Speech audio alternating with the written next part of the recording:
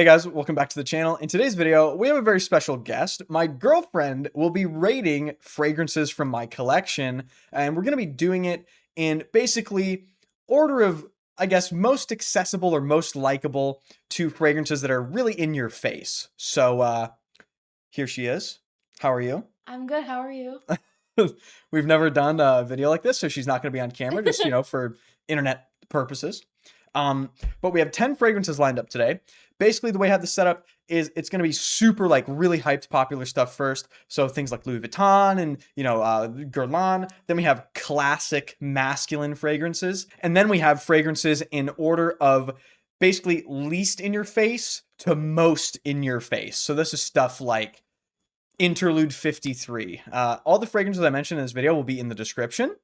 Susan, are you excited? I'm very excited. Susan's excited, guys. All right, so be sure to let me know if you want more of these videos. If you like it, hit the like button, hit the sub button, leave a comment. And the first fragrance we're going to do is by the house of Louis Vuitton. I'm sure many of you will know this. This is Louis Vuitton Pacific Chill. As you can see by the dents, worn it quite a lot. I'm going to let Susan smell it first. So here you go, Susan. I handed her a test strip. Okay. I love Pacific Chill. I mean, it's definitely my favorite summer fragrance. And it's at least in my top 3 overall, all fragrances of all time. Not to be dramatic, but it's so so good, okay? And even it's so good that thinking about how high the retail price is, I understand that that's Louis Vuitton. Right. Yeah. I get it. But I feel like this is one of the only fragrances where I'm like, okay, that makes sense. Actually, let's raise the price because it's so good. Now, that's not me telling you to raise the price, Louis Vuitton. That's just telling me that I think that I get it. You know? So Louis Vuitton Pacific Chill, obviously you can tell by the dent that I put in this bottle. I've worn it a lot. She's worn it a lot as well. I've helped. Yeah, she's helped. It kind of smells to me like some sort of drink you drink by the pool. It's very clean and fresh. It has that mintiness. You get the like minty. A mojito. Yeah, it's like a sort of a poolside drink. I think it's really nice. All right, so Pacific Chill, what would you rate that out of 10, Susan? Well, I feel like this was an incredibly strong start. So I'm just gonna go ahead and give it a 10 out of 10. And no further questions. Okay. 10 out of, girlfriend rating Louis Vuitton Pacific Chill, 10 out of 10, guys. All right, so that was Pacific Chill. Next up, another one from Louis Vuitton. This is Louis Vuitton Imagination. It's pretty much the most popular, or one of the most popular fragrances in the world. Have it on this test strip here. What do you think about that, Susan? Imagination.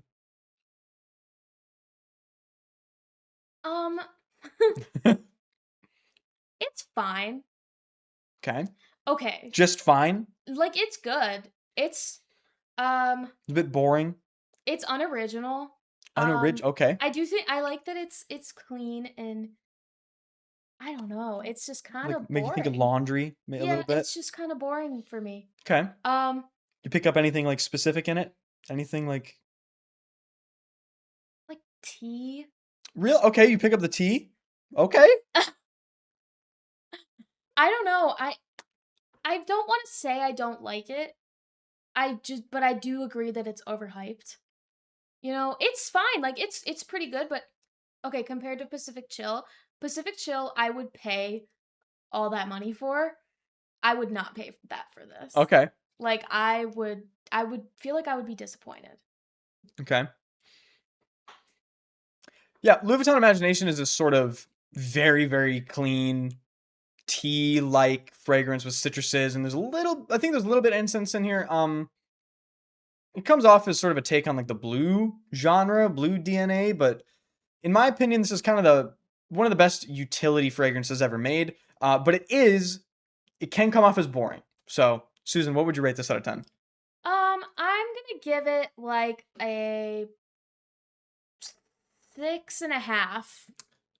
One thing you'll notice, she's brutal, guys. Some of these coming up, you'll be like, oh, these are icons. She doesn't care. Susan doesn't care. She's gonna tell you exactly what she thinks about them. Yeah. So would you say 6.5? Yeah. Yep.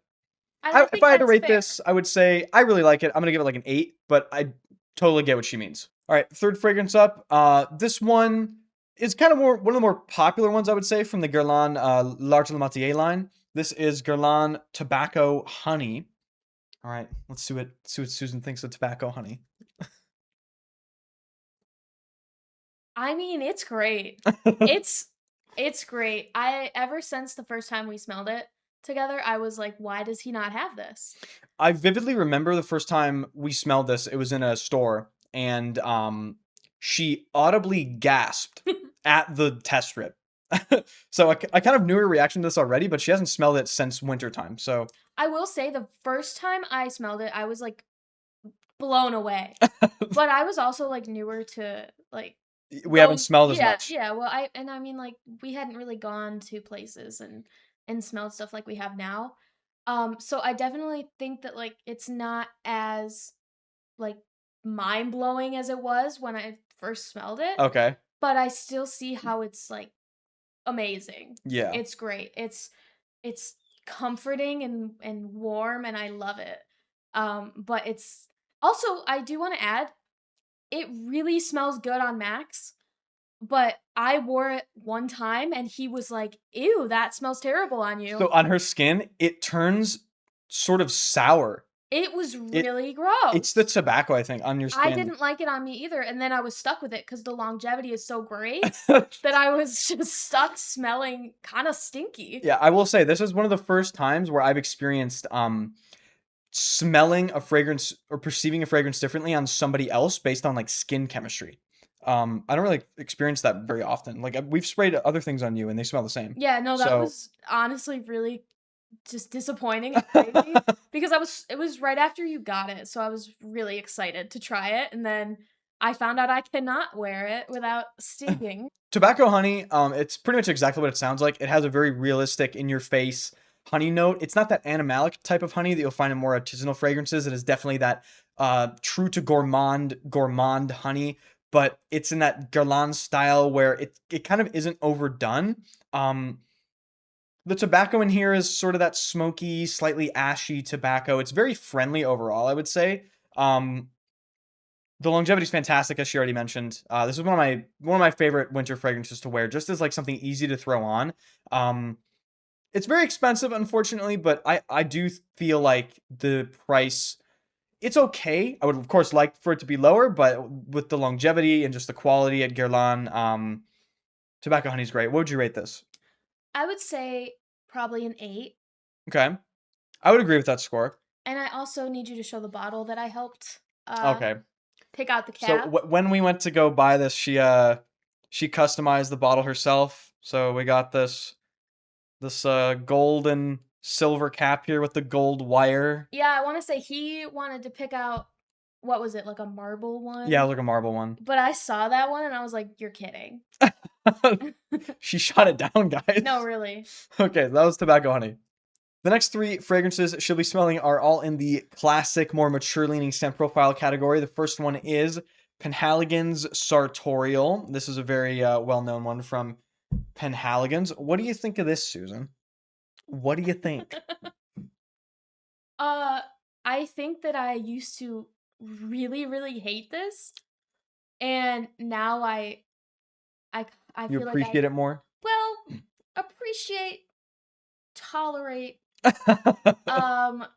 It's not terrible.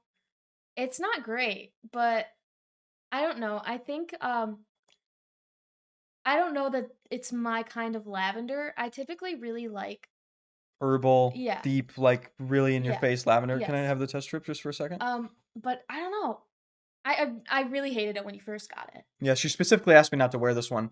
So Sartorial it's a fougere. It's a very clean sort of fougere. It has this really metallic lavender, and it's definitely not the more herbal lavender that she likes. It has this beautiful sort of very slight honeyed sweetness in the background, and there's this amazing sort of steamy, almost musky accord, like ironing a shirt. Bertrand Duchaufour is an amazing perfumer. What would you rate this one, Susan? I would give it, I think, maybe a 6. Okay, and if you had to say like, is this a more mature leaning scent profile, or does it make sense that I wear it like as a younger person? Well, I don't know if you're the right the right person to be an example of this because I feel like you wear a lot of classic stuff. Yeah, A I lot, wear a lot of stuff. So, but I don't know. I feel like anybody can really wear it. all right. So you gave it a what?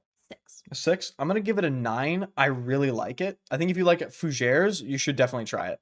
I do think a 9 is a little too generous. It's a 9. All right, next one up in this category is another really, I'd say, widely liked classic fragrance. This one from Dior. This is from 2017. This is Dior Eau Sauvage Parfum, not the Eau de Toilette. What do you think of this, Susan? What do you think of this? I think it's really good. Okay. Okay. So it's older, younger. What are you picking up? I wouldn't say older, I would say more mature. Okay. But it's not like an old man scent, you know? Okay. I think anybody can wear it. Do you get like that? Is there other citruses to you? Does it come off as like grassy? I get so this is gonna sound silly, but there's this store that I went to when I was a teenager called Lush, and it's like a bath bombs and stuff, you know? This smells like a mellowed out version of what that store smells like. It's a lot of like lavender, stuff like that. Okay. And I know, I think I made you go in there once. Yes. And it was like hit you in the face. It really hit me in the face, guys. But I don't know, I think it doesn't, I'm not like a fragrance person like you are. I'm more of a Utilitarian use. Sure. Yeah. So it didn't really bother me as much, but you were like, "Oh my gosh." Well, that's what this kind of smells like to me, but mellowed out and higher quality. Okay. I like that take. So there's a resin in here called elemi resin. It's sort of this lemony, almost viscous, almost rounded citrus sort of smell, and that's what this fragrance really has a lot of. The 2017 edition has elemi resin, and the 2012 has myrrh. They're two kind of different takes in the same thing. This is green. It definitely has that lavender thing going on, and there's vetiver as well. So what would you give this out of 10, Susan? I'd say that's a solid like 8.5. Okay, 8.5. I'm gonna go 8.75. Wow. All right, last one up in this category is from Creed. Susan, you're not a fan of Creed, are you? I'm not. She hates Creed. She's hated almost every Creed that I've ever owned, so we'll have to see what she thinks about this.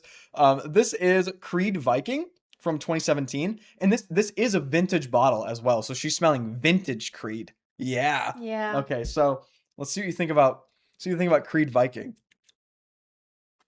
All right. First, I want to say I think the bottle is cool. Okay, so she likes the bottle. I do like the bottle. Little ship on there. Just in general, every Creed I've smelled, it's just not good. It's not impressive. It's boring, and it's overpriced. Yes. It is. I feel like it is. What does it retail for? We're talking, God, I think $400+, maybe even $600 for some. That's just honestly ridiculous. For, I feel like it's not even that great of a quality fragrance. Now maybe I'm mistaken. No, you're But on the track nowadays at least. All right. I just think that it's just not good. Okay. What do you think about Viking? I'm about to get to that. Thank you. I was gonna say, getting back to Viking, it smells like a doctor's office. Or like I'm stuck in the hospital and I really want to go home. And it's like they cleaned a lot and then they tried to cover it up with some like peppermint air freshener. And they're trying to cover up the cleaning chemical smell with peppermint. I kind of understand what you mean, because there's a sharpness. Right, and they're like, "Oh, peppermint is calming, it reduces stress." But we just disinfected the whole cardio floor. So oh no. Yeah. Okay, so all right. So Creed Viking, there's a definite pepperminty, like mintiness about it. A lot of people compare this to Old Spice, okay? And the vintage bottles of Viking definitely have this ambergris sort of almost a more classic Creed base from back when Creed made good stuff. Um, at least not, well, according to Susan, this is still. We don't know. It smells like a doctor's office. That's funny, by the way. People are gonna laugh at that. Um, I kind of do understand what she means. That this is a sharp smell. There is almost this. You ever rip open like an alcoholic cleaning pad, like rubbing alcohol? There is like a sharpness to it that can be interpreted as that. So I do see what she means. I feel like they're using the peppermint to cover up something that is not as pleasant. What would you rate this one? Maybe like a 4. Ooh, man. And I feel like that's kind of generous. And I feel like that also comes from the bottle. Okay. You're bumping it up from the bottle. Yeah, Okay, so the scent is lower. the scent alone, I feel like it's just kind of hard to separate. Um, yeah, hold on. Yeah, let's smell this again. Yeah, okay. So I'm gonna say a 3, and the bottle makes it a 4. Got it. All right, I'm gonna give it. I like it. I'm gonna give it a 7.5. All right, the last 3 fragrances we're going to do are in your face style fragrances, at least in my opinion. They're going to increase in severity as we go on. So starting this category off is Chanel Antaeus, of course, the very famous 1980s masculine. Let's see what Susan thinks about this.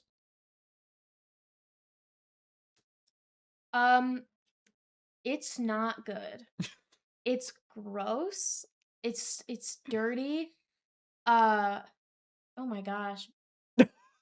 It's like I'm at the zoo or the petting zoo or something, and that stink that's in the air that everybody just ignores, it's like stuck to my clothes, and I'm on the drive home and I'm like, oh my gosh, A I need to. mustiness. Yeah, like it's a little poopy. Okay. It's a little like, oh man. And Chanel has some bangers. They So do. it's not They like do. it's not like a Creed situation where it's all shit. Um it's they really know what they're doing like 80% of the time. Okay. This was a miss. They really dropped the ball on this one. I'm just not a fan. Okay. So I love this fragrance. Chanel Antaeus is very, very famous for having that clean and sort of dirty thing at the same time. The thing she's picking up is castoreum and maybe some leather notes that she perceives as dirty, which they are. There's definitely some animalic stuff going on in here. I don't get clean from that at all. Okay. I get a little bit of cleanness in the form of like sort of floral. There is a rose note in here. It is a little fresher too. There may be some musks in here and some spices and some other things. Some citruses as well.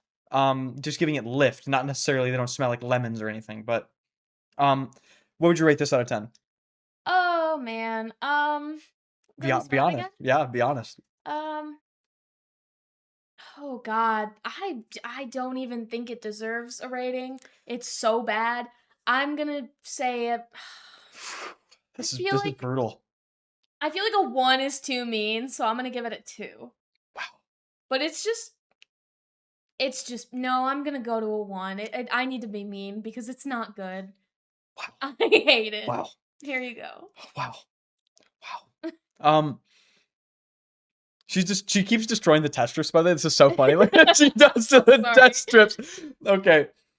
For me, Chanel Antaeus is honestly one of my, it's probably my top 10. So if I were ever to do a top 10 video on this channel, I mean, I wouldn't be surprised if this were to make it in. This is like a 9.5 for me. I love the wear experience. I love the transitions. I love it even in its modern form. This is a 2024 bottle. I think it's a classic, timeless fragrance.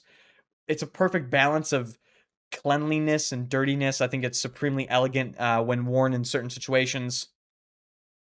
But as you can see, it's definitely, even in its modern formulation, very polarizing. All right, next up in your face category, but this time a little bit of a different direction. This is Frederic Malle's Portrait of a Lady by Dominique Ropion. I picked this for the in your face category because it's just so strong. It's just extremely strong. So what do you think about that, Susan? It is strong, but not in a bad way, not in the same way Antaeus is. Antaeus made me wanna just never smell anything ever again. Okay. This is nice. It it is strong. Man, I don't know. I used to really like rose. I get a lot of rose from this. Yeah. I used to love it, but lately, I don't know. I feel like it's kind of You're out of the rose era. yeah. I feel like there's only so much you can do with rose, and it's a little boring to me now. Okay. Maybe I'll just like worn it too much, but it's it's nice. It's kind of spicy. Um, but yeah, I don't see this as being worth the hype. Okay. So, Portrait of a Lady, one of Frederic Malle's most famous fragrances. This is basically a rose patchouli with incense and like some spiciness. It's a very big floral fragrance. It definitely has that sort of light and dark contrast. The florals are very bright, and the rose is pink and full bodied and very, very sort of in your face, as I said previously. Of course, there's a huge dose of ambroxan in this as well, which gives it crazy sillage.